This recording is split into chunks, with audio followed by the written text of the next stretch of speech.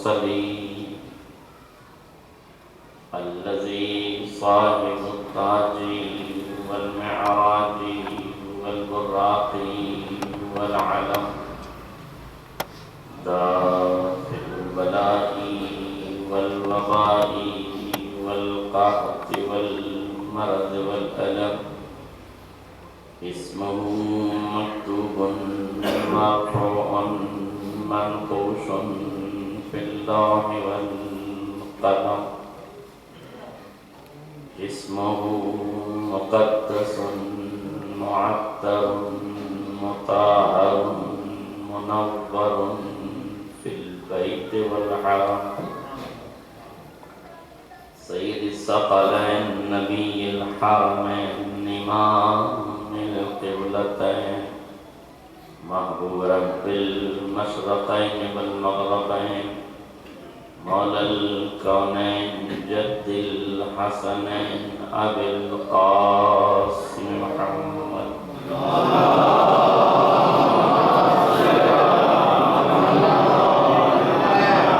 وعلى آل بيته الطيبين الطاهرين المعصومين المرحومين ولعنة الدائمة الباقية على أعدائهم أجمعين من الآن إلى قيام يوم الدين أما بعد فقد قال الله الحكيم في كتابه المجيد بسم الله الرحمن الرحيم إنا أعطيناك الكوثر فصل لربك وانحر إن شانئك هو الأبتر صلى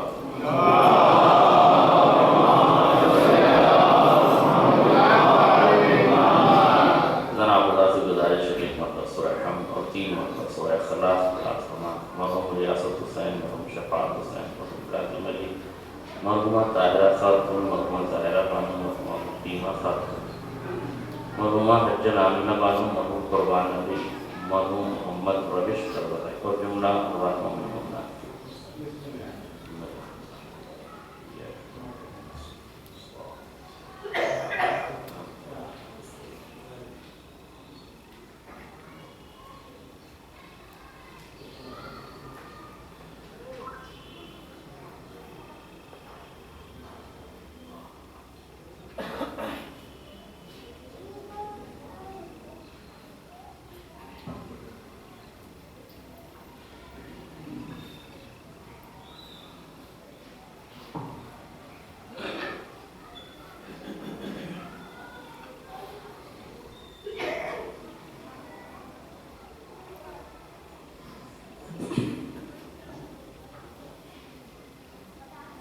حضرات گرامی قدر مزلن ملت دوستان عزیز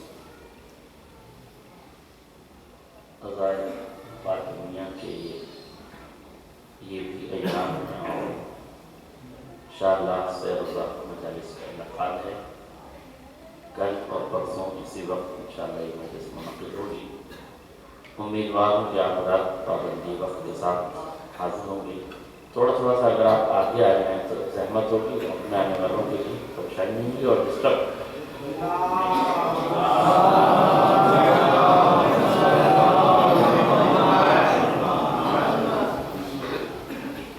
حضرات گرامی قدر عظمت صدیقہ طاہرہ عنوان سے یہ 3 مجلسیں انشاءاللہ ہوں گی آج کی پہلی مجلس مقدمتان اور مقدمے کے طور پر میں آپ کے سامنے آج صرف یہ بیان کرنا چاہتا ہوں کہ عزائر فاطمیہ کی عظمت کو علماء نے کیسے سمجھایا ہے اور کیسے ہم کو بتایا ہے کہ عزائر فاطمیہ کی عظمت کیا ہے اس کے فوائد کیا ہیں اس کے اثرات کیا ہیں اور اس کا یہ کیوں ہونا چاہیے ہونا بھی چاہیے کہ نہیں چونکہ بہت سے لوگ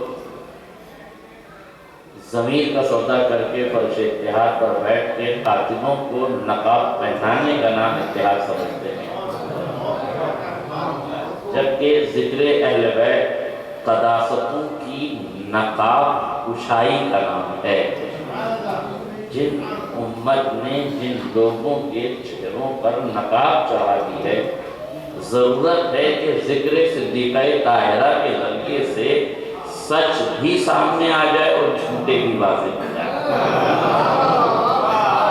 یہ ضروری ہے کہ یہ ذکر ہو، بلکہ میں یہاں سے بات شروع کروں کہ ایک بہت بڑے عالم دین آغا بہجت، جن کا عرفان بھی مشہور ہے، جو چہرہ شناس بھی ہیں اور جو لوگوں کی نسلوں سے بھی واقف ہیں اور عرفان کی ایک منزلت رکھتے ہیں، وہ فرماتے تھے کہ ہمیں عزائے فاطمیہ ایسے ہی منانا چاہیے جیسے ہم عزائے حسینی مناتے ہیں۔ توجہ کیجئے گا، عزائے حسینی جیسے ہم مناتے ہیں ویسے ہی ہمیں عزائے فاطمیہ منانا چاہیے۔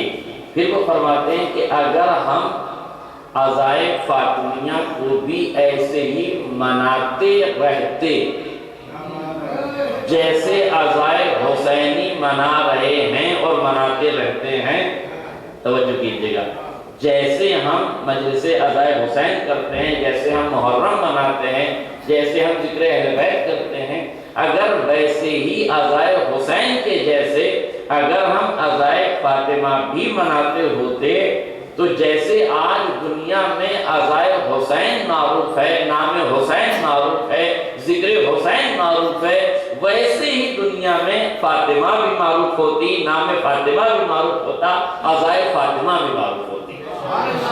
لہذا ہمیں منانا چاہیے تاکہ لوگوں کو معلوم ہو۔ اس کے بعد ایک جملہ یہاں وہ کہہ کے خاموش ہو جاتے ہیں، یہاں سے میں اس جملے کا اضافہ کرتا ہوں۔ آپ یقین کیجئے بہت خوبصورت بات آغا بہجت نے کہی ہے اور تولا مکمل اس جملے میں چھلکتا ہے کہ ہمیں ویسے ہی عزائے فاطمیہ منانا چاہیے جیسے ہم عزائے حسینی مناتے ہیں، ویسے ہی مناتے رہنا چاہیے تھا جیسے ہم عزائے حسینی مناتے ہیں۔ توجہ، اب میں کہتا ہوں اگر واقعاً ہم عزائے حسینی کی طرح عزائے فاطمیہ مناتے ہوتے تو جس طرح آج کوئی سچا پکا اچھا مسلمان اپنے بچوں کا نام حسین کے قاتلوں پہ نہیں رکھتا، جیسے آج کوئی مسلمان کسی بیٹے کا نام، کسی مسلمان کے بیٹے کا نام شمر نہیں ملے گا، خولی نہیں ملے گا، یزید نہیں ملے گا، جیسے یہ نام نہیں رکھے جاتے، اگر ہم نے عزائے فاطمیہ بھی ویسے منائی ہوتی تو کوئی سچا مسلمان فاطمہ کے قاتلوں کے نام پر اپنی اولاد کا نام نہ رکھتا۔ میرا جملہ واضح ہو جاتا، واضح طور پر سمجھ لیجیے اگر ہم نے عزائے فاطمیہ ایسے ہی منائی ہوتی تو آج فاطمہ کا قاتل بھی بے نقاب ہوتا، قداست کی نقاب اس کے چہرے پہ نہ لگائی جاتی، صحابیت کا عنوان ان کے دامن پہ نہ رکھا جاتا، گھر کی بات گھر میں نہ رہ جاتی، گھر سے قاتلوں کو نکال کر میدان میں لایا جاتا۔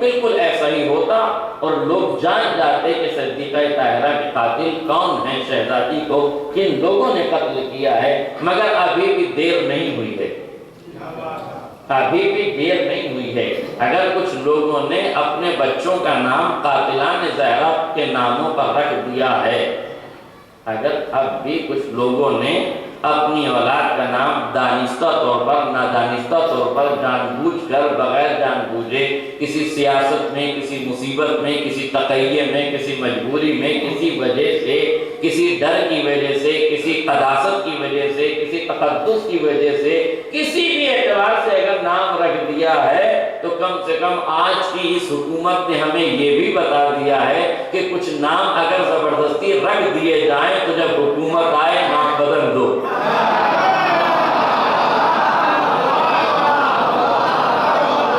جب حکومت آئے تو نام بدل دو۔ تو کچھ لوگوں نے اگر جہالت میں نام رکھ لیے ہیں، کچھ لوگوں نے سیاست میں نام رکھ لیے ہیں، کچھ لوگوں نے کسی عقیدت میں نام رکھ لیے ہیں، کچھ لوگوں نے کسی مجبوری میں نام رکھ لیے ہیں، تو رہنے دیجئے۔ آج ہم منبروں سے متوجہ کر دیتے ہیں کہ ابھی وقت ہے، نام بدل دو۔ اگر اب بھی سمجھ میں نہیں آیا تو جب لیلۃ القدر کی مطلع فجر نمودار ہوگی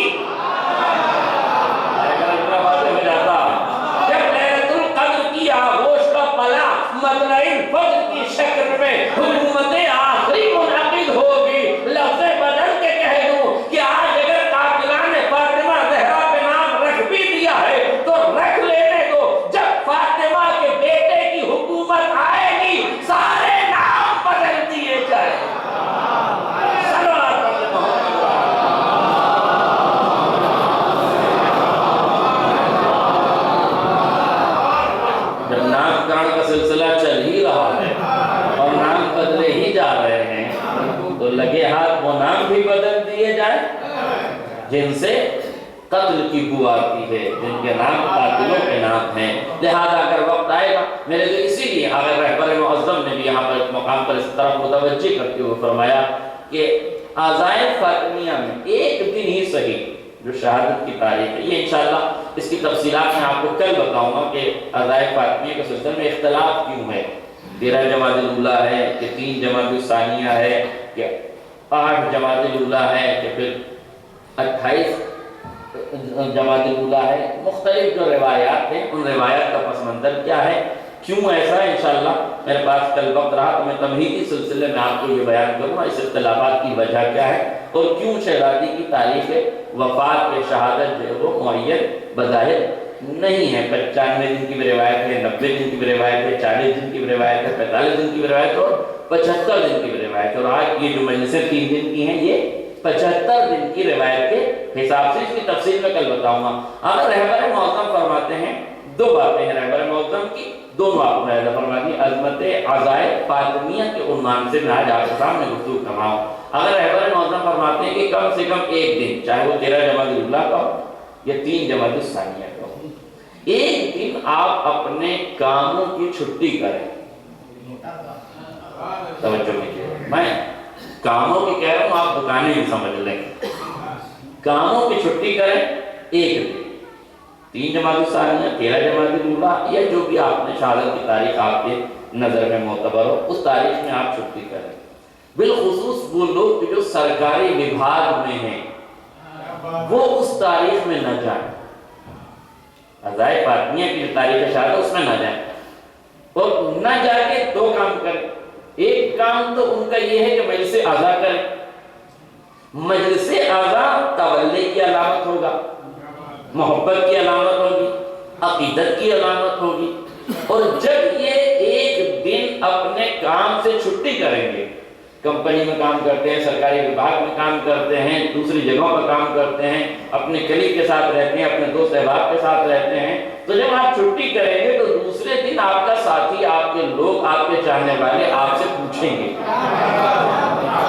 کہ بھئی کل آپ کہاں رہ گئے تھے، کل کون سی ایمرجنسی آ گئی تھی، کل کون سی پریشانی آ گئی تھی، خدا نہ خواستہ کیا کوئی مصیبت آ گئی تھی، کوئی پرابلم ہو گئی تھی، کیا بات ہو گئی کل آپ نہیں آئے، کوئی تو مسئلہ ہوگا، پوچھیں گے کہ نہیں لوگ؟ اور عام طور سے لوگ پوچھتے ہیں کہ نہیں پوچھتے ہیں؟ جب دوست احباب ہیں، اگر واقعا ایک آدمی اخلاق اسلامی پر چل رہا ہے تو لوگ اس سے پوچھتے ہیں، اور ایسا ویوہار اور اخلاق انسان کا ہونا چاہیے کہ لوگ پوچھیں۔ اسی لیے معصوم نے فرمایا خالق الناس مخالطتا ان متم بقوا علیکم و عشتم حنو علیکم حنو الیکم، یعنی تم لوگوں کے درمیان ایسے گھل مل کے رہو کہ جب تم نظروں سے اوجھل ہو، زندہ ہو تو تم سے پوچھیں، تمہارے بارے میں پوچھیں کہ کہاں چلا گیا، اور مر جائیں تو تم پہ گریہ کریں۔ یعنی زندہ رہو تو تم سے خوش رہیں، مر جاؤ تو تمہارے غم میں غمزدہ ہو جائیں۔ یہی ہے اخلاق اسلامی۔ اگر زندگی بسر کرنا ہے تو انسانوں کی طرح زندگی بسر کرو کہ دنیا میں یاد کیے جاؤ، اتنا کرپشن نہ پھیلا دو کہ لوگ مرنے کی تمنا کر دیں۔ ایک سوال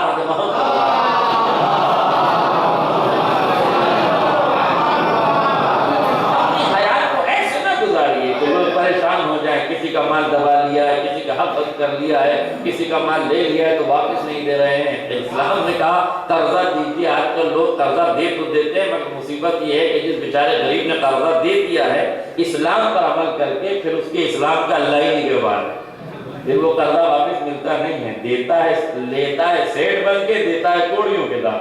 یہ ساری چیزیں، اور یاد رکھیے گا اسلام میں، میرا موضوع نہیں ہے لیکن میں اس طرف جانا چاہتا ہوں کہ اسلام نے انسان کی ضرورت کو پورا کرنے کا حکم دیا ہے، ضرورتوں سے کھلواڑ کا حکم نہیں دیا۔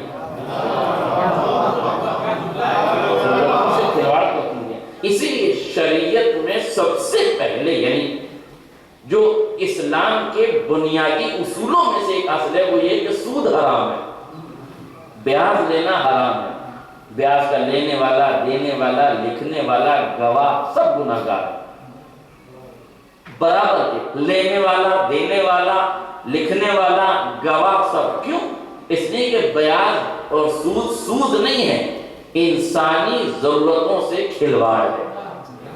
یہ اسلام کی بلندی ہے، اور یہ چیزیں اب ہمیں ادائے فاطمی کے ذریعے سے دوسری مجالس سے دنیا تک پہنچانا ضروری ہے۔ آج جب اسلام کے لوگ دشمن ہو گئے ہیں تو انہیں بتاؤ کہ اسلام کا عمل اور ہے، مسلمان کا عمل اور ہے۔ ابھی ایک دیوانہ پاگل یہ ساؤتھ میں، اور فلم میکر مسلمان بھی تو دیکھی کتنا بڑا، مطلب ایسا لگتا ہے جیسے اصلی اسلام تو اسی کے کندھے پر تھا۔ کام کیا ہے؟ Film maker.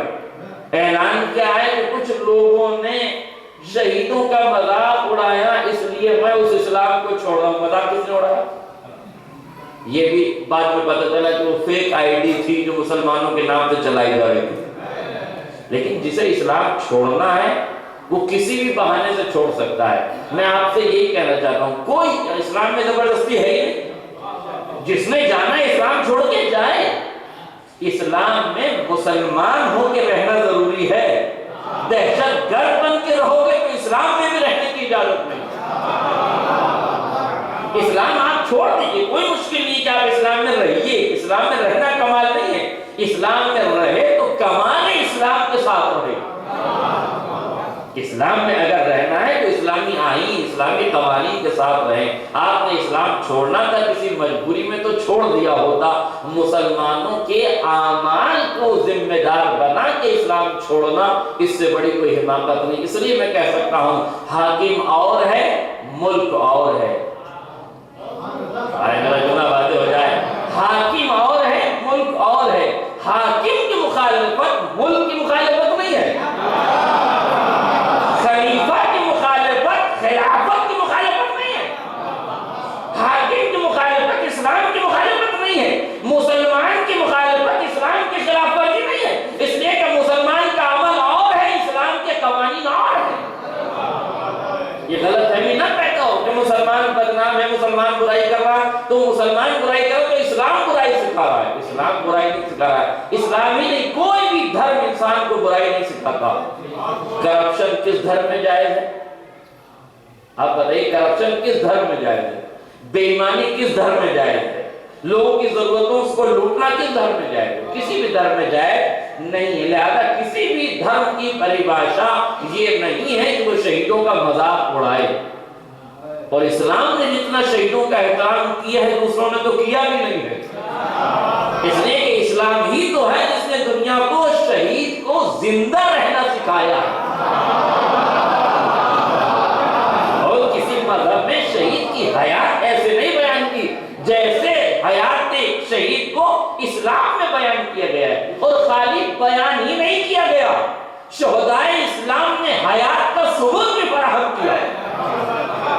یہ دو آیتیں، بات آگے میں جملہ سن لیے، دو آیتیں ہیں۔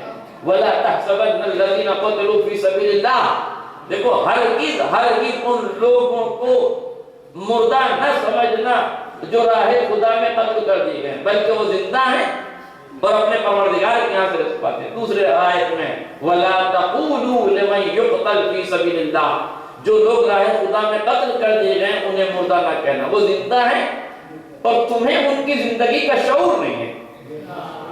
دو آیتیں شہید کی حیات کے اوپر۔ پہلی آیت کیا ہے؟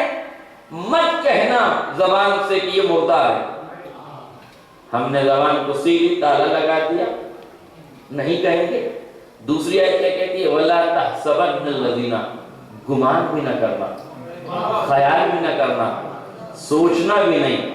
قسم خدا کی ایک لوتی آیت ہے جو فکر پہ پابندی لگا رہی ہے۔ پورے قرآن میں آپ ڈھونڈ لیجئے، فکر پہ پابندی نہیں لگائی جاتی، نہ لگا سکتا ہے انسان۔ فکر پہ پابندی لگائی جا سکتی ہے؟ آپ میرے سامنے بیٹھ رہے ہیں، کیا سوچ رہے ہیں میں بتا سکتا ہوں؟ میں آپ سے کہہ سکتا ہوں کہ پوری توجہ میری طرف رکھیے، کہہ ہی سکتا ہوں۔ وہ جو بیوی سے لڑ کر آیا اسے نہیں سمجھا سکتا، اس کا دماغ ابھی وہیں لگا ہوا ہے کہ میں نے اچھا کیا یا برا کیا۔ وہ جو خدا نہ خواستہ دکان پہ نقصان کروا کے آیا ہے اس کا دماغ ابھی وہیں لگا ہوا ہے۔ تو فکر کو قید نہیں کیا جا سکتا، خیالات پہ پابندی نہیں لگائی جا سکتی۔ پروردگار تو نے کہا نہ کہو، ہم نہیں کہیں گے، مگر میرے معبود یہ تو بتا دے ہم لفظ نہیں استعمال کریں گے، تو نے منع کر دیا، مگر خیال پہ پہرا کیسے بٹھائیں؟ خیالات کو کیسے رکھیں، فکر کو کیسے قابو میں رکھیں، کہ خبردار میں کسی اور مسئلے پر تمہاری فکر کو مقید نہیں کرنا چاہتا، مگر عظمت شہید یہ ہے کہ اس کی شان کے خلاف ہے کہ تم اسے مردہ تصور بھی کرو۔ تو جس اسلامی نظام میں، جس قرآن میں، جن کے یہاں شہید کو زندہ سمجھا جاتا ہو، وہاں شہید کا مذاق نہیں اڑایا جاتا، وہاں شہید کے لیے امیج نہیں بنائی جاتی، وہ شے نہیں بھیجی جاتی ہے، نہ فیس بک پہ نہ واٹس ایپ پر۔ جو بھیج رہا ہے وہ عظمت قرآن سے نابلد ہے، عظمت قرآن سے ناآشنا ہے، اور جو عظمت قرآن سے ناآشنا ہو وہ نام کا مسلمان تو ہو سکتا ہے، اس کا تعلق اسلام سے نہیں ہو سکتا۔ ایک سوال پڑھنے محمد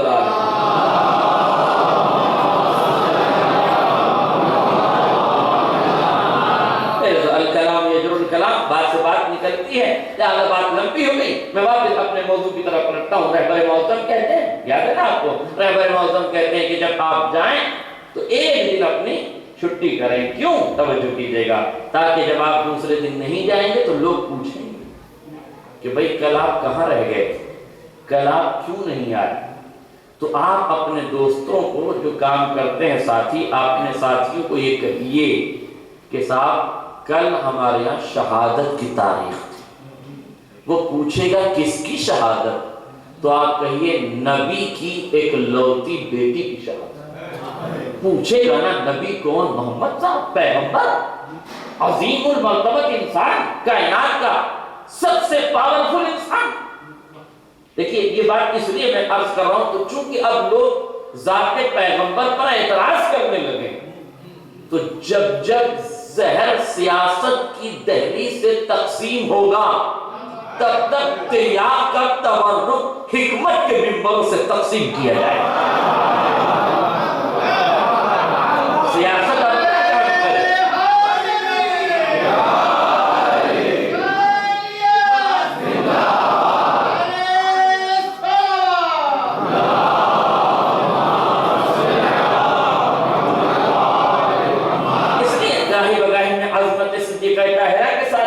آپ کو عظمت سرور کائنات کی طرف بھی متوجہ کروں گا۔ آپ کو متوجہ کرنے کی ضرورت نہیں ہے، عالم اسلام کو پیغام دینا ضروری ہے کہ ذات محمد کو پہچاننے کی کوشش کرو، کردار پیغمبر کو پہچاننے کی کوشش کرو۔ دنیا اپنے کرپشن سے اپنے آپ کو بچانے کے لیے کیا کیا رنگ اختیار کر رہی ہے۔ چور کی مانسکتا چوروں والی ہوتی ہے، ساہوکاروں پر اعتراض کرنا تو اس کا پیدائشی حق بن جاتا ہے۔ لہذا میرے اور چھوٹا موٹا بھی نہیں بھائی صاحب، 126 کروڑ کا گھوٹالہ ہے وقت کے سلسلے میں۔ اتنی آسانی سے دین نہیں بیچا۔ یہ اور بات ہے کہ کسی نے رے کی حکومت پہ بیچا تھا، کسی نے وقت کے ٹکڑوں پہ بیچ دیا ہے۔ لہذا جب ہمارا کردار یہ ہوگا، جب آپ جائیں گے وہ پوچھیں گے کہ جناب آپ کل کیوں نہیں آئے تھے؟ آپ کہیں گے کہ پیغمبر اسلام کی ایک لوتی بیٹی، یہ بھی میں ثابت کروں، ایک لوتی بیٹی صدیقہ طاہرہ کی کل شہادت کی تاریخ تھی۔ تو جیسے ہی آپ کہیں گے نبی کی ایک لوتی بیٹی کی شہادت کی تاریخ تھی تو وہ پوچھے گا کہ نہیں کہا اتنے بڑے نبی کی ایک لوتی بیٹی، اسے بھی لوگوں نے مار دیا؟ تو پوچھیں گے کہ نہیں کہ پھر قاتل کون ہے؟ میرا جملہ واضح ہو جائے، قاتل کون ہے؟ تو آپ کی غیبت قاتلوں کی نقاب کشائی کرنے کے لیے ہو۔ جب آپ دوسرے دن پہنچے اور وہ یہ پوچھے کہ کس نے قتل کیا تو آپ غائب رہے، مجلس عزا کی یہ پہلے دن کیا تولا، جب دوسرے دن اپنے آفس پہنچے پوچھا کس کی شہادت کا فاطمہ کی کا کس نے شہید کیا کا فلانے فلانے فلانے نے یہ نام آپ نے بتائے، قاتلوں کی نشاندہی ہوئی، یہ ہوا تولا۔ پہلے دن عبادت نہیں ہوگی، دونوں دن مل کے عبادت۔ صلوات پڑھتے محمد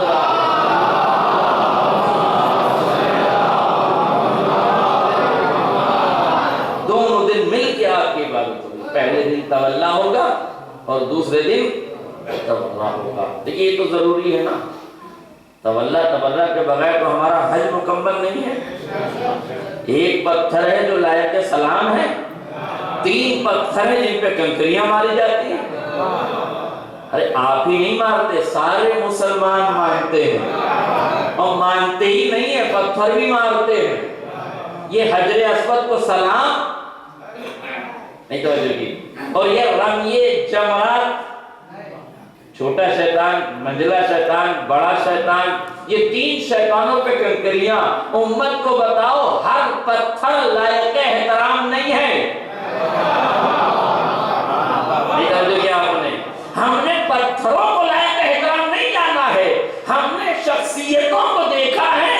جو شخصیت جس عنوان سے ہوتی ہے اسی اعتبار سے اگر لائق احترام ہے تو حجر اسود کو سلام کرتے ہیں، قابل لعنت ہے تو تینوں پہ ہم پتھر مارتے ہیں۔ ایک صلوات پڑھیں محمد علیہ وسلم۔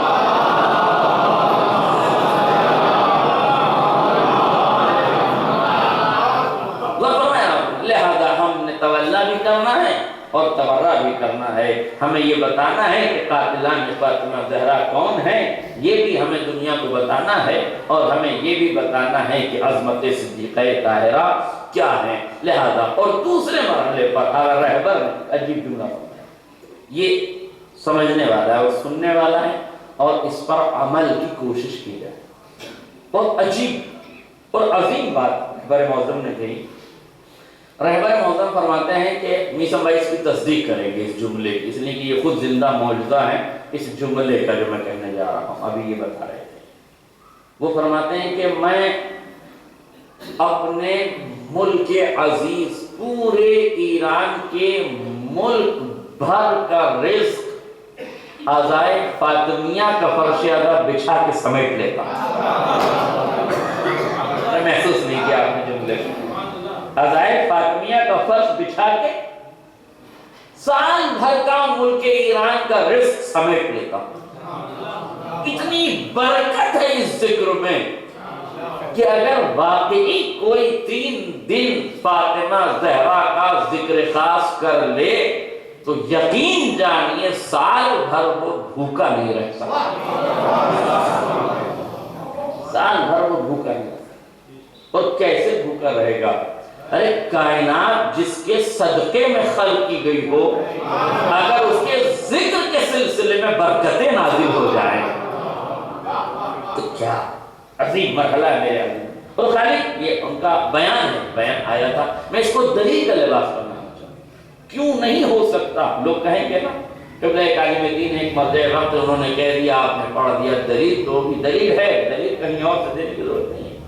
دلیل بھی اس کتاب سے ہے جو امت مسلمہ نے کافی سمجھا ہے، اس کتاب سے دلیل ہے جو کافی ہے مسلمانوں کے لیے، یعنی ہمیں کسی دوسری کتاب کے بتانے کی بھی ضرورت نہیں ہے، وہ ایک ہی کتاب کافی ہے۔ قرآن مجید کی آیت ہے کلما دخل علیہ زکریا المحراب، جب بھی جناب زکریا جناب مریم سے ملنے کے لیے محراب عبادت میں داخل ہوتے تھے، جیسے ہی داخل ہوئے وجدا عندہ رزقا، تو جناب مریم کے مصلی عبادت پہ تازہ رزق موجود ہوتا، اور پوچھتے تھے قال یا مریم انا لک ھذا، جناب زکریا پوچھتے ہیں اے مریم یہ تازہ تازہ رزق، تازہ تازہ پھل، تازہ تازہ کھانا تمہارے مصلی عبادت پہ کہاں سے آیا؟ قال یا مریم انا لک ھذا قالت هو من عند اللہ، وہ کہتے تھے جناب مریم سے کہ یہ اللہ کے یہاں سے آیا۔ میرے تو غور کیجیے، کہاں سے آیا ہے؟ اللہ کے یہاں سے آیا ہے۔ اور اس کے بعد نبی کو حیرت نہیں ہوئی ہے کہ مریم فرما رہی کہ یہ اس اللہ کے یہاں سے آیا ہے، فوراً ہی جناب مریم نے دوسرے لفظ ارشاد فرمایا جس کو قرآن نے اپنے دامن میں جگہ دی، ان اللہ یرزق من یشاء بغیر حساب، اللہ جس کو چاہتا ہے بے حساب رزق دے دیتا ہے۔ جب مریم جیسی ذات کے مصلی عبادت پر رزق کی فراوانی ہو سکتی ہے تو دسترخوان فاطمہ زہرا پہ اگر رزق آ جائے، ایک ملک ایران نہیں 1000 ملک ایران جیسے آ جائیں تو عظمت فاطمہ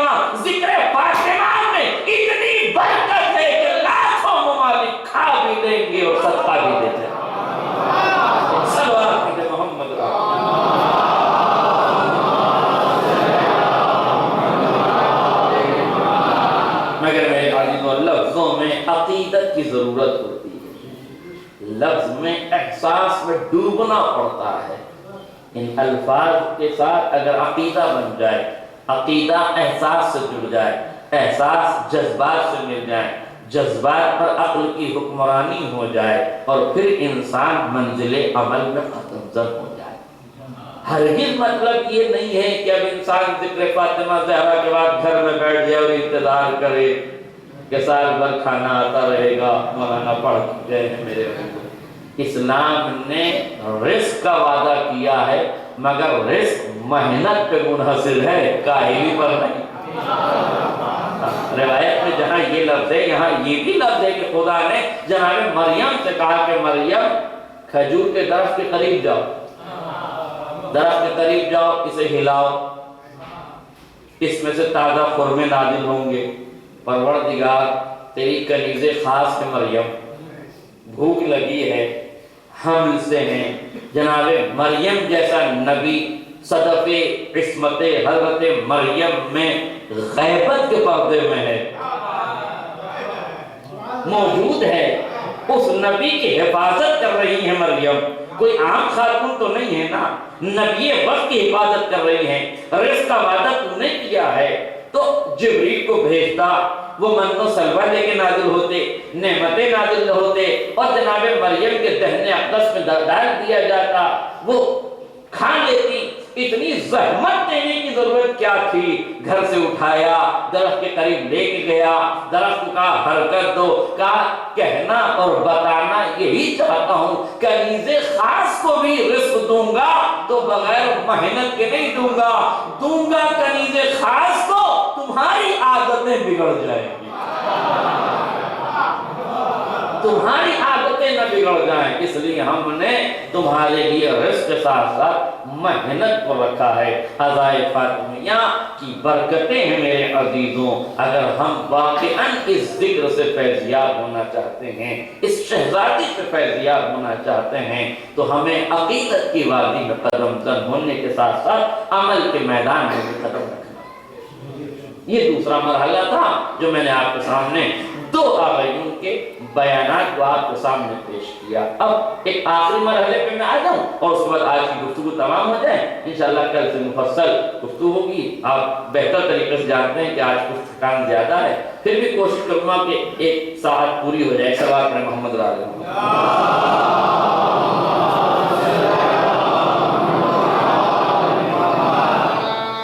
دیکھیے ایک جملہ یاد رکھیے گا، یوں تو اسلام کے جتنے بھی واقعات حادثات ہیں سب اپنی جگہ اہمیت کے حامل ہیں، مگر جو امت مسلمہ میں تشیع کی جانب جانے کا راستہ ہے وہ ذکر فاطمہ سے گزرتا غدیر سنا کے، کربلا سنا کے آپ ثواب حاصل کر سکتے ہیں، مگر کسی مسلمان کو دائرے تشیع میں داخل نہیں کر سکتے۔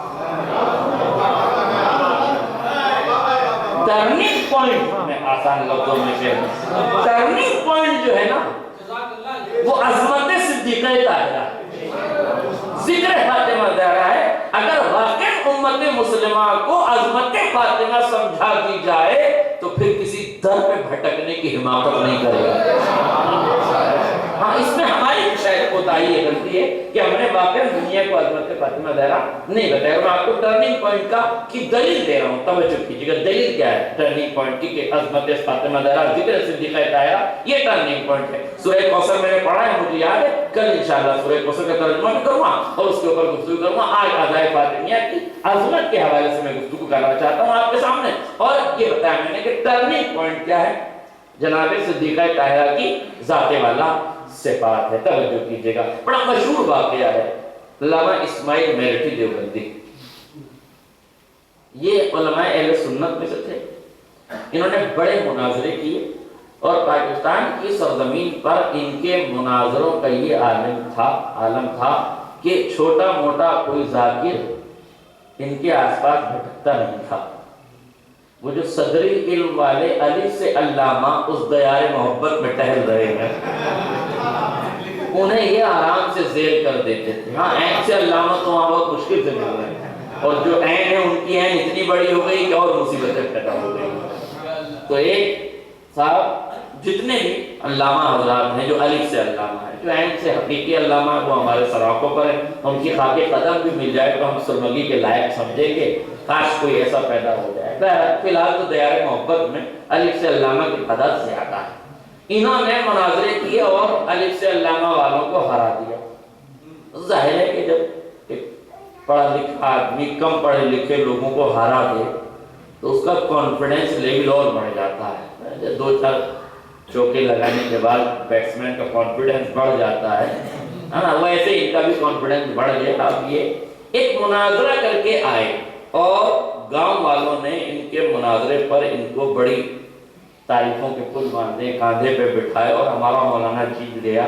پنجاب کی جو فضا ہے آپ محسوس کر سکتے ہیں, اس فضا میں بڑا ان کا آو بھاؤ ہوا, بڑی ان کی تعریف ہوئی اور جشن منایا گیا, چراغاں کی گئی کہ مولوی صاحب مناظرہ جیت کر آئے. یہ اہل سنت کی طرف سے مناظرہ کر رہے ہیں اور جیتے جا رہے ہیں, اور بہت سے مناظرے انہوں نے جیت لیے. مگر پھر میں کہوں گا کسی عالم سے ان کا پالا نہیں پڑا.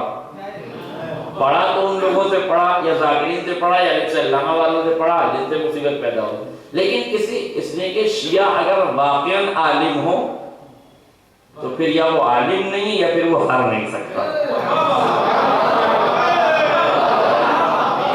اور ہر اس لیے نہیں سکتا کہ یہ فرمان ہے آل محمد کا. صادق آل محمد نے فرمایا کہ اگر تم ہمارے دشمن سے مقابلہ کرنے لگو اور کہیں تمہیں یہ محسوس ہو کہ ہم جواب نہیں دے پا رہے ہیں تو آنکھ بند کر کے ہم سے توسل کرنا.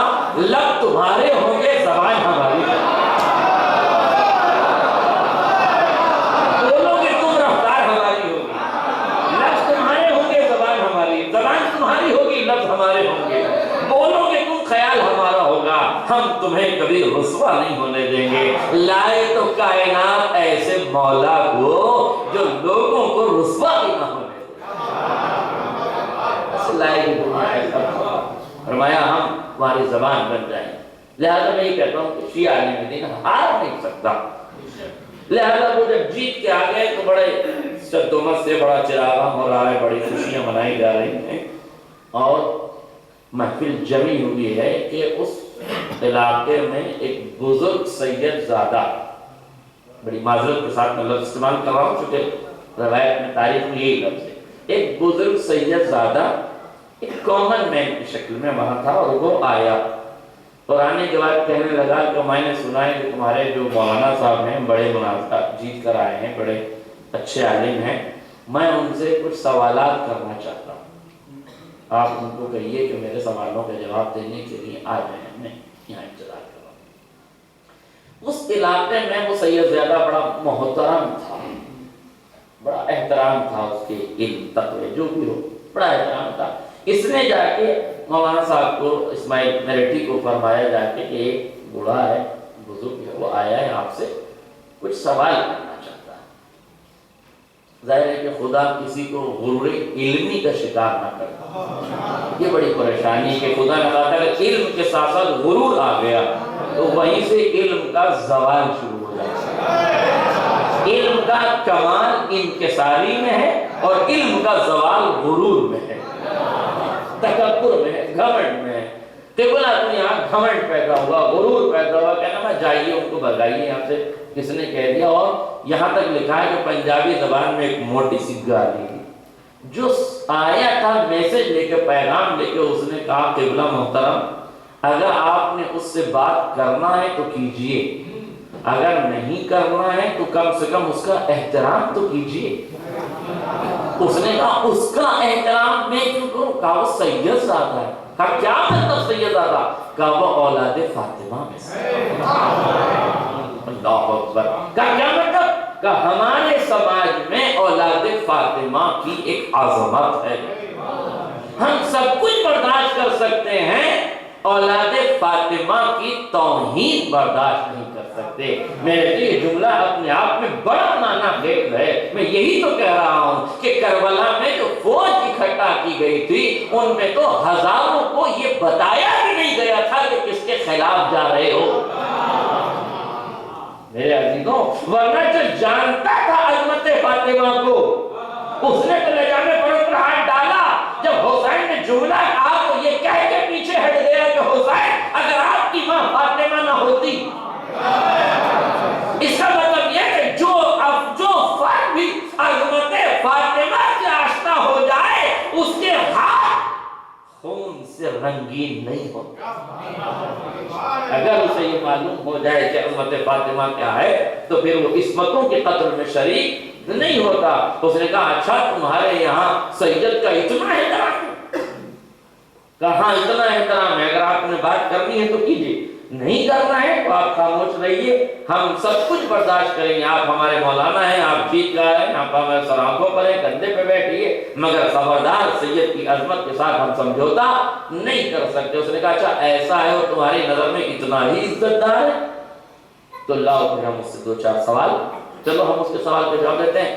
مجمع اکٹھا ہوا، یہ سید صاحب سے ملنے کے لیے پہنچے، سید صاحب نے ان کا احترام کیا، بیٹھے اور کہنے لگے بتائیے کیا بات ہے؟ انہوں نے کہا حضور آپ عالم ہیں، میں ایک کامن مین، میں ایک عام آدمی ہوں، میرے پاس اتنا علم تو ہے نہیں جتنا آپ کے پاس ہے۔ آپ نے قرآن پڑھی ہے، حدیث پڑھی ہے، تاریخ پڑھی ہے، روایات کھنگالی ہے، آپ کا میرا کوئی مقابلہ نہیں ہے۔ میں تو آپ سے صرف 2 سوال پوچھنے آیا ہوں، ان 2 سوالوں کا جواب آپ نے ہاں اور نہیں میں دینا ہے، یس اور نو۔ آپ نے یہ بتانا ہے ہاں یا نہیں۔ مجھے آیات نہیں چاہیے، مجھے روایات نہیں چاہیے، مجھے تاریخ نہیں چاہیے، مجھے تفصیل نہیں چاہیے، مجھے کسی کتاب کا کوئی حوالہ نہیں چاہیے، مجھے تو آپ ہاں اور نہ میں جواب دے دیجئے گا۔ میرے 2 جملے 2 سوال ہیں، میرے سوال مکمل ہو جائیں گے، میں چلا جاؤں گا۔ نہ میں آپ سے بحث کرنے آیا ہوں، نہ مباحثہ کرنے آیا ہوں، نہ مناظرہ کرنے آیا ہوں۔ میں جو ٹرننگ پوائنٹ محسوس کیجئے گا، میں نہ آپ سے مناظرہ کرنے آیا ہوں، نہ مباحثہ کرنے آیا ہوں، نہ مناقشہ کرنے آیا ہوں۔ آپ مجھے صرف 2 باتوں کا جواب دے دیجئے گا۔ بالکل پوچھیے کیا بات ہے؟ آپ نے پوچھا یہ بتائیے کہ کیا صدیقہ طاہرہ اپنا حق مانگنے دربار خلافت میں گئی تھی یا نہیں؟ اپنا حق مانگنے دربار خلافت میں گئی تھی یا نہیں؟ اب علامہ اسماعیل ریڈی کہتے ہیں کہ میں سوچنے پر مجبور ہوا کہ اسے کیا جواب دوں۔ میں نے کہا آیت یہ کہتی ہے، روایت۔ انہوں نے کہا حضور نہ مجھے آیت سننی، نہ مجھے روایت سننی، نہ مجھے تفصیل سننی، نہ مجھے علماء کے نظریات سننا، مجھے تو ہاں اور نہ میں جواب دے دیجیے۔ آپ کی تاریخیں کیا کہتی ہیں، آپ کی تفسیریں کیا کہتی ہیں، یہ سب آپ جانیے، مجھے صرف ایک جملے میں بتائیے گئی تھی یا نہیں، میرا مسئلہ ختم ہو جائے گا۔ انہوں نے کہا ہاں گئی تھی۔ اب سید زادے نے نظریں جھکائی، آنکھیں ڈبڈبائی اور آنسوؤں کے ساتھ ایک جملہ اور پوچھا، یہاں سے آنسوؤں کی قیمت کا اندازہ لگائیے۔ یہاں سے آنسوؤں کو اسلحہ قرار دیا گیا ہے۔ آنسو کو اسلحہ کہتے ہیں۔ یہ اسلحہ وہ ہے جو ظالم کا سر نہیں اتارتا، لوگوں کی ضمیر جھکاتا ہے۔ آج دنیا کو ڈر کیوں ہے آنسوؤں کا؟ آج میرا جملہ واضح ہو جائے، آنسوؤں کا ڈر کیوں ہے؟ کیوں امت کو پریشانی تھی فاطمہ کے رونے سے؟ امت کیوں پریشان تھی؟ صبح روتی ہیں، شام روتی ہیں، دوپہر روتی ہیں، ہر وقت روتی ہیں، یعنی ان سے کہیں یہاں روئے، یعنی ان سے کہیں وہاں روئے۔ سوال یہ ہے حکومت کو رونے کا برا کیوں لگتا تھا؟ حکومت کو رونے کا برا نہیں لگتا تھا، آنسوؤں کی جھنکار میں حکومت کے اپنے پردے تھے جو پاش پاش ہوتے تھے۔ آنسوؤں کے سیلاب میں تخت حکومت بہایا جا رہا تھا، آنسوؤں کے سیلاب میں حکومت کا درد گھٹ رہا تھا۔ شہزادی رو رہی تھی مگر امت محسوس کر رہی تھی کہ درد کتنا ہے، کرب کتنا ہے، اضطراب کتنا ہے، اس اضطراب کا نتیجہ کیا ہے، اس کرب کو دیا کس نے ہے، یہ غم دیا کس نے ہے، یہ ساری امت جان رہی تھی۔ اس لیے پورے مدینے کو برا نہیں لگ رہا تھا، چور کی داڑھی میں تنکا تھا۔ سارے مدینے کو برا نہیں لگ رہا تھا رونے کا برا ان کو لگ رہا تھا، آنسو کا نشتہ جن کے جگر پہ چل رہا تھا۔ اب یہ تو وہی بتائیں گے کہ کس کس کے جگر پہ نشتہ چل رہے تھے، یہ آنسوؤں کے تیر کن کن کے جگر دیگر پہ چل رہے تھے تو وہی بتائیں گے۔ سیدزادے نے ڈبائی آنکھوں کے ساتھ ایک جملہ کہا کہ بلا اب اتنا اور بتا دیجئے کہ جب صدیقہ طاہرہ نبی کی ایک لوتی بیٹی اپنا حق مانگنے دربار خلافت میں گئی تھی تو یہ بتا دیجئے کہ دربار خلافت میں انہیں ان کا حق دیا یا نہیں؟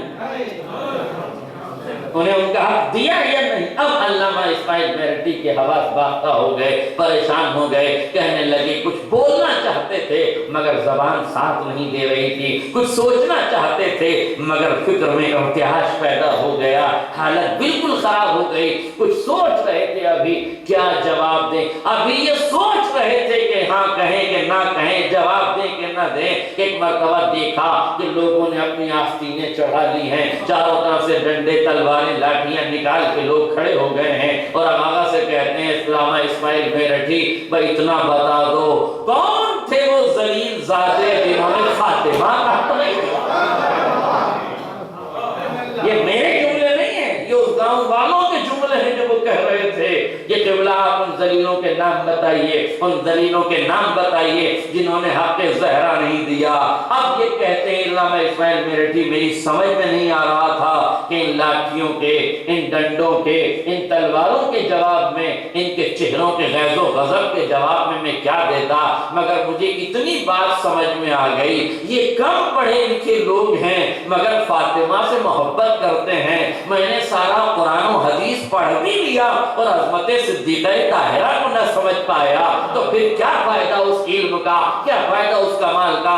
یہیں سے علامہ اسماعیل میرٹھی نے ٹرننگ پوائنٹ لیا، عظمت صدیقہ طاہرہ کو سلام کیا، خود بھی دائرے تشیع میں آئے، پورے گاؤں کو دائرے تشیع میں لائے، عظمت فاطمہ بھی بتایا، غاصبوں کا کردار بھی بتایا۔ ایک سلوات پڑھنے محمد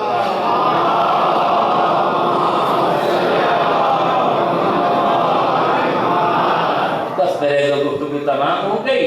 یہی وہ ٹرننگ پوائنٹ تھا۔ یہ صدیقہ طاہرہ کی ذات ہے جو میرے عزیزوں اگر واقعاً ہم امت مسلمہ کو سمجھا دیں، ہم واقع، اور یہ حقیقت ہے، کہنے والے نے یہ نہیں کہتا میں کہ نبی کو کہنے کے بعد اب کچھ بچتا نہیں ہے۔ اگر کسی نے نبی کی توہین کر دی تو پھر اس نے اب سب کی توہین کر دی، مگر نبی کی توہین کرنے والا بھی لفظ فاطمہ کو نہیں بول سکا، اس لیے کہ معلوم ہے دنیا کو عظمت صدیقہ طاہرہ۔ لہذا میرے عزیزو بس گفتگو تمام ہو گئی۔ اسی مسئلے کو انشاءاللہ کل آگے میں بڑھاؤں گا۔ مسئلہ فدق کا تھا، کون سا حق تھا جو شہزادی کا تھا جو امت نے نہیں دیا، مگر ہاں عزیزوں یہ بیوی اتنی محترم ہے آل محمد کے نزدیک، اتنی معتبر اور اتنی محترم ہے بالخصوص ائمہ اطہار کے نزدیک، بالخصوص وقت کے امام کے نزدیک۔ میرا مولا فرماتا ہے ابنتی فاطمہ بنت رسول اللہ اسوۃ لی، صدیقہ طاہرہ فاطمہ زہرا وقت کا امام زمان کہتا میرے لیے اسوہ عمل ہے، میں ان کی سیرت پہ چلنے والا۔ یہ آخری امام کا فرمان۔ ایک شخص چھٹے امام کی خدمت میں آیا، آ کے کہتا ہے مولا میرے گھر بیٹی پیدا ہوئی۔ امام نے فرمایا خدا مبارک کرے، تیری بیٹی کے عمر میں اضافہ کرے، دعا دی۔ امام کہتا مولا سمیتہ فاطمہ، میں نے بیٹی کا نام فاطمہ رکھا۔ اتنا سننا تھا، امام نے نظریں جھکا دی، زار و قطار رونے لگا، زار و قطار رونے لگا میرا مولا۔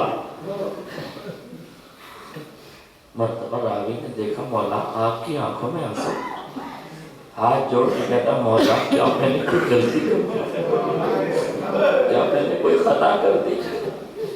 امام نے نظریں اٹھا کے آنکھوں میں آ کے ڈال کے فرمایا نہیں میرے صحابی، کوئی غلطی نہیں کی، مگر ہاں اس بات کا خیال رکھنا کہ جب تو نے اپنی بیٹی کا نام فاطمہ رکھ ہی دیا ہے وَلَا تَصُبُّهَا، تو جب بات کرنا تو بڑے پیار سے بات کرنا، اسے گالی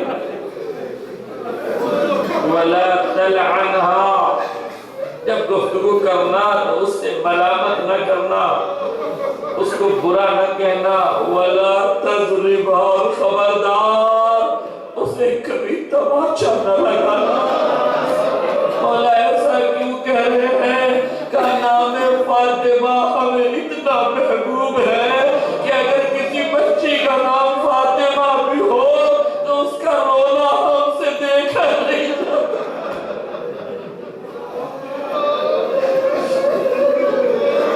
اس کا رونا ہم سے دیکھا نہیں۔ اتنی عظیم بیوی ہے۔ یہ معصوم فرماتے ہیں، یہ ساتویں آقا کی روایت ہے، جس گھر میں عورتوں کے ناموں میں ایک نام فاطمہ ہونا، اس گھر میں فقیری نہیں آتی۔ معصوم فرماتے ہیں، ساتھ امام فرماتے ہیں، اس گھر میں جو ماں اپنے بچوں کو چکیاں پیس کے پالتی تھی، اس کے نام میں خدا نے اتنی برکت رکھی ہے کہ اگر امت اس بیوی کا نام اپنے بچوں کے نام پہ رکھ دے تو گھر میں فقیری نہیں آتی۔ ذکر فاطمہ زہرا رزق کی ضمانت ہے، نام فاطمہ زہرا گھر میں فقر و فاقے سے دوری کرتی ہے۔ اب اور امت مسلمہ کو کیا چاہیے مگر ہائے اس کے باوجود بھی امت سے در زہرا برداشت نہ ہوا۔ ابھی نبی کا کفن بھی میلا نہ ہوا تھا کہ دنیا آگ لکڑیاں لے کے در فاطمہ پہ آ گئی اور فاطمہ کے دروازے پہ آگ لگانا شروع کر دیا۔ تاریخ کہتی ہے ایک شقی نے دق الباب کیا، فرمایا علی کو باہر نکالو ورنہ ہم گھر کو آگ لگا دیں گے۔ اتنا سننا تھا۔ تاریخ کہتی ہے، صحیح روایت کی کتابیں ہیں، سیاہ میں یہ روایت موجود ہے، فاطمہ نے فرمایا، صدیقہ طاہرہ نے کہا کیا تم اس گھر کو آگ لگاؤ گے جس میں رسول کے چھوٹے چھوٹے بچے حسن و حسین؟ ارے کہتی ہے وَإِن كَانَا، کہنے والا کہتا ہے ہاں ہوتے ہیں تو ہوا کریں، ہم اس گھر کو آگ لگا دیں گے۔ تاریخ کہتی ہے فاطمہ زہرا نے پوری قوت کے ساتھ اپنے آپ کو دروازے کے قریب لا کے کھڑا کر دیا، مگر ایک شقی نے دروازے پر ایسی لات ماری، فاطمہ در و دیوار کے درمیان آ گئی۔ علامہ موطلی اسفہانی فرماتے ہیں الباب والجدار والدماء شہود و صدق ما بالشفا، دروازہ دیوار اور در و دیوار کے درمیان فاطمہ کی ٹوٹی ہوئی پسلیوں کا لہو ایک ایسا گواہ ہے جسے چھپایا نہیں جا فاطمہ کی ٹوٹی ہوئی پسلیوں کا لہو ایک ایسا گواہ ہے جسے چھپایا نہیں جا سکتا۔ عزیزانو میں نے پڑھ دیا، آپ نے سن لیا، فاطمہ کی پسلیاں ٹوٹ گئی تھی، لیکن عزیزانو روایت کہتی ہے، بس آخری فقرے سن لیجئے، روایت کہتی ہے ایک شخص عاقب امام کے روزے پر گیا، زیارت کر رہا ہے، جالی پکڑے ہوئے ہے، رو رہا ہے، گریہ کرتا کرتا اپنی دعاؤں کی استجابت کے لیے کہتا ہے مولا آپ کو فاطمہ زہرا کی ٹوٹی ہوئی پسلیوں کا واسطہ میری دعا قبول کر دیجئے۔ ایک دن آیا یہی دعا کر کے چلا گیا، دوسرے دن آیا یہی دعا کر کے چلا گیا، تیسرے دن آیا، اب جو تیسرے دن زیارت کر کے گیا ہے امام رضا روتے ہوئے اس کے خواب میں پہنچے ہیں۔ وہ ظاہر چیخ مار کے اٹھا، مولا یہ کیا حالت دیکھ رہا ہوں، آنکھوں سے آنسو جاری ہیں، چہرے کا رنگ بدلا ہوا ہے۔ امام فرماتے ہیں اے بھائی کبھی حوالے محمد کو فاطمہ کی ٹوٹی ہوئی پسلیوں کا واسطہ نہ دینا، اس لیے کہ حوالے محمد ارے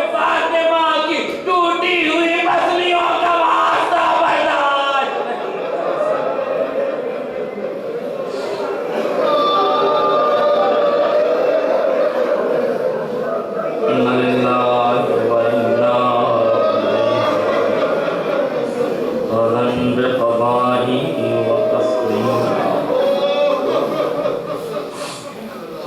وسيعلم الذين ظلموا أي منقلب ينقلبون ربنا تقبل منا إنك أنت السميع العليم يا الله کریم پروردگار ان رونے والی آوازوں پر رحمتیں نازل فرما کریم پروردگار ان آنسوں کو رومال حضرت زہرا میں جگائیں ہیں کریم پروردگار واسطہ محمد اور آل محمد کا زمانہ پورا شعب امت مسلمہ شیعہ میں آل محمد کی حفاظت فرما حاضرین کے رزق میں برکت عطا فرما ان کی روزی میں برکت عطا فرما کریم پروردگار مومنین جو حاجات لے کر ہیں واسطہ صدیقہ طاہرہ کا ان کی جائز حاجتوں کو پوری فرما ان کی جائز تمناؤں کو پوری فرما کریم پروردگار ہمارا دامن علم کے موتیوں سے لبریز فرما کریم پروردگار واسطہ محمد اور آل محمد کا ملک عزیز ہندوستان پر اپنی رحمتیں نازل فرما